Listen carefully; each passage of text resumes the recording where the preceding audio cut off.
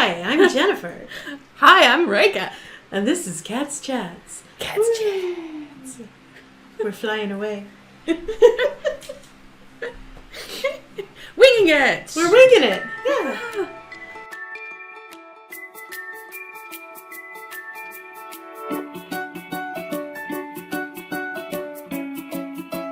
So, for any parents might be a bit concerned about how their speech and language therapist can engage the child through online therapy, what would be your advice to them?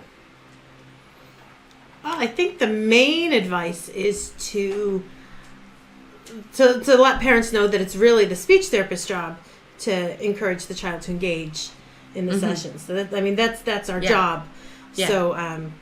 So it's great to have the parents there, but to not worry too much about that. And then maybe the physical setup can be helpful. So if it's a really young child, you can set up a play situation on the carpet. That's fine. And the computer or the phone or someone can be on the carpet.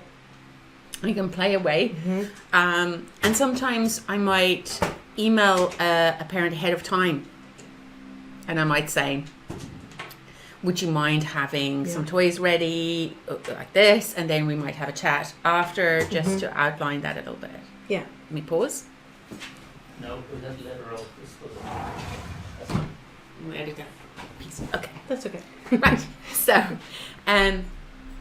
something else I found helpful for parents is for a smaller child, don't have them sit up on the couch and then think that they're going to sit there for the whole time, because it, just like in a face-to-face session, you want them to be able to move around.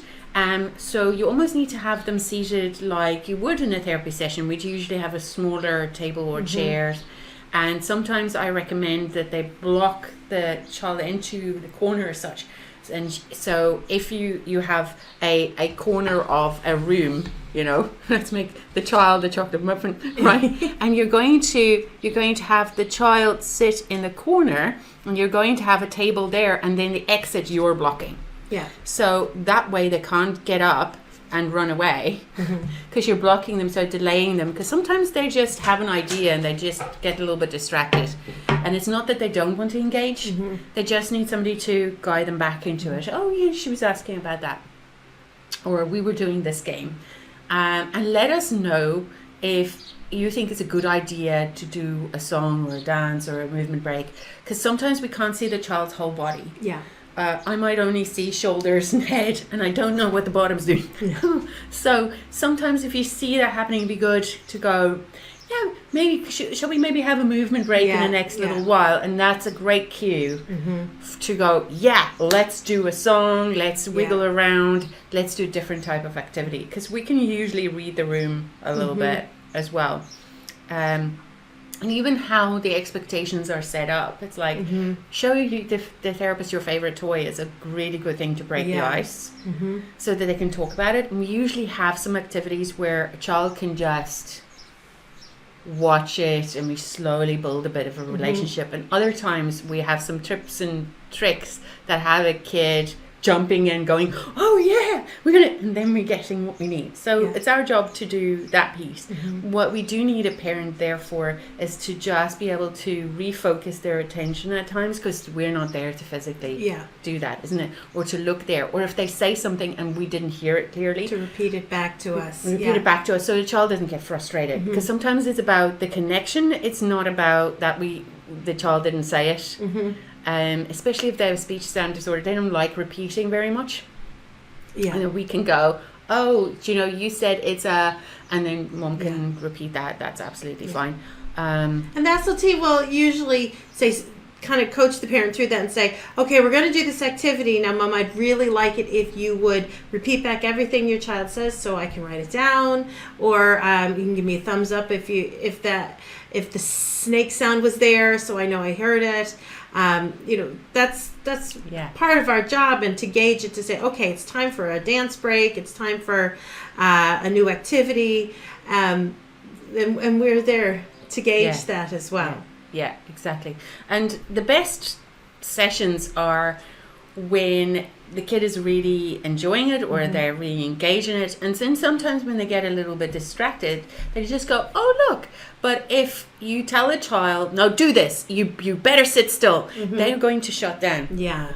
And they're going to shut down on us in the therapy session, and Yeah. we won't have anything we can do to bring it back. Yeah. Especially if a kid's like, no, I'm out of here because my parent gave out to me too much. So that positive attitude and outlook, yay, it's time to see Marijke, woohoo, we're going to go see her. And then you did it. You said that snake sound. Exactly. Yeah. And oh yay, we're going to do a dance now, and Mommy's going to do the dance too, and we're all going to do it together, and it's not just, Marijke on the screen doing a silly dance and the child's being expected to do it too, but Mommy's there doing it all as well, and we're all involved.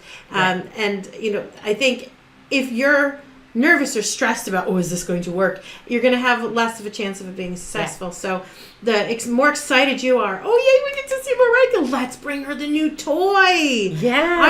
Let's show her this new toy, and where did you get it, and why did you get it, and then you can talk about it, and that's a really nice segue into a great session. Older kids, when they go, oh, tell them what we're going to do tomorrow. I love it when parents do that because it gives me a heads up. They have news. Yeah.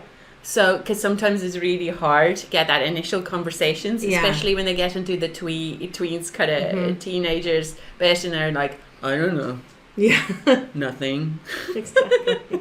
So that kind of getting the conversation ball rolling helps, and then once the ball is rolling, it's easier. Yeah, definitely. And tell us how the practice went. Yeah.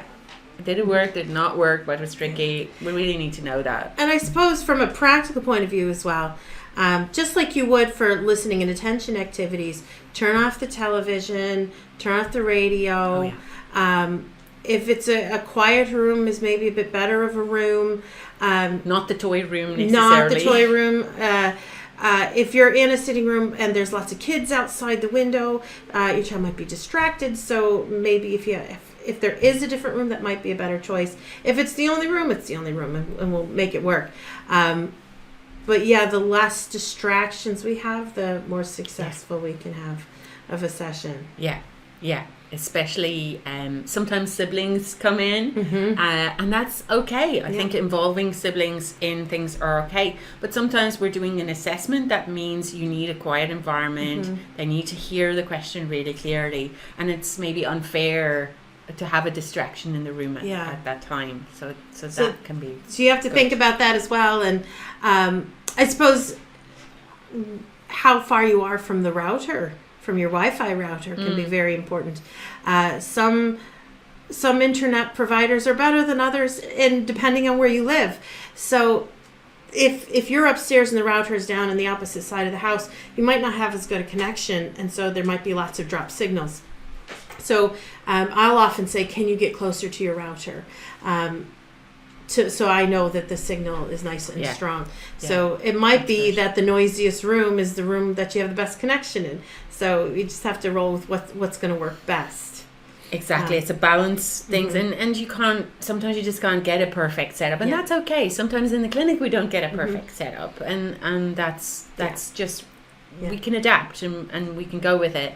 But the least distraction possible, and then the positive atmosphere, and maybe if you're concerned about how it's going to go, choose a reward that you're going to reward the child with at the end of the session. So we can't do stickers and stamps like we could do in face to face, so we could do the fist bumps and things, all kinds of ways, but maybe have something as a reward for them at the end of the session. Oh, you did your session, now you can have a packet of buttons, or you can have an ice cream, or you can go and play outside and jump on the trampoline. Something like that works well. And I suppose a heads up is always a nice thing as well. So if you're going to be out of the house, maybe just a heads up saying, just let you know we're going to be on my phone in the car. That's always helpful for us to know, so we can plan what we're going to do, because some activities on a tiny little mobile phone maybe they don't work as well, or they may be too small.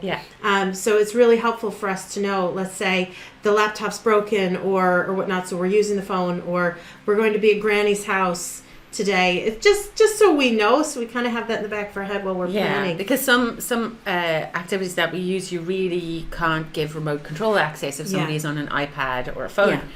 So they need to be on a laptop, and if they're always using a laptop, we're almost kind of guaranteeing that. So that means we can't use that activity that we planned, which sometimes causes problems for us.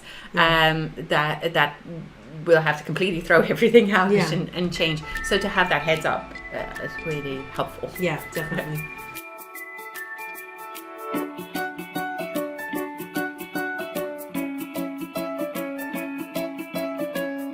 If you have any questions, Give us a call.